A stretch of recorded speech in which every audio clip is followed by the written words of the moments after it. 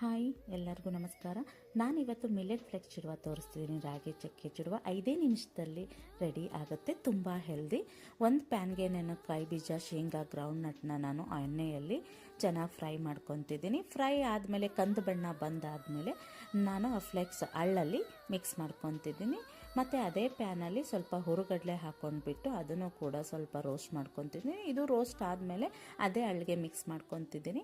ಸೈಡಲ್ಲಿ ನಾನು ಬೆಳ್ಳುಳ್ಳಿ ಜಜ್ಜಿಟ್ಕೊಂಡಿದ್ದೀನಿ. ಬೆಳ್ಳುಳ್ಳಿ, ಕರಿಬೇವು, ಉಪ್ಪು, ಖಾರ, ಮಸಾಲೆ, ಅರಿಶಿನ ಎಷ್ಟು ಕ್ವಾಂಟಿಟಿ ಬೇಕೋ ಅಷ್ಟು ಕ್ವಾಂಟಿಟಿ ತೆಗೆದಿಟ್ಕೊಬೇಕು. ತೆಗೆದಿಟ್ಕೊಂಡಾದಮೇಲೆ ಅದೇ ಪ್ಯಾನ್ಗೆ ಸ್ವಲ್ಪ ಎಣ್ಣೆ ಹಾಕ್ಕೊಂಡ್ಬಿಟ್ಟು ಎಣ್ಣೆ ಕಾಯ್ದಾದಮೇಲೆ ಬಿಸಿ ಆದಮೇಲೆ ಅದಕ್ಕೆ ತೆಗೆದಿಟ್ಕೊಂಡಿರೋ ಬೆಳ್ಳುಳ್ಳಿ, ಕರಿಬೇವನ್ನ ಹಾಕ್ಕೊಂಡ್ಬಿಟ್ಟು ಬೆಳ್ಳುಳ್ಳಿ ಕಂದು ಬಣ್ಣ ಬರೋವರೆಗೂ ಚೆನ್ನಾಗಿ ಫ್ರೈ ಮಾಡ್ಕೊಬೇಕು. ಫ್ರೈ ಮಾಡ್ಕೊಂಡಾದಮೇಲೆ ತೆಗೆದಿಟ್ಕೊಂಡಿರೋ ಮಸಾಲನೆಲ್ಲ ಆ್ಯಡ್ ಮಾಡಿ ಚೆನ್ನಾಗಿ ಕಲಿಸ್ಕೊಳ್ಳಿ.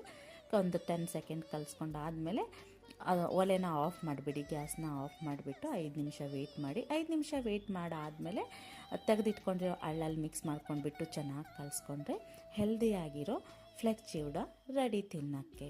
ಇದೇ ರೀತಿ ಈಸಿ ಆ್ಯಂಡ್ ಹೆಲ್ದಿ ರೆಸಿಪಿಗಳಿಗಾಗಿ please share and subscribe and follow ಮಾಡಿ. Thank you. How's the taste, Shanvik?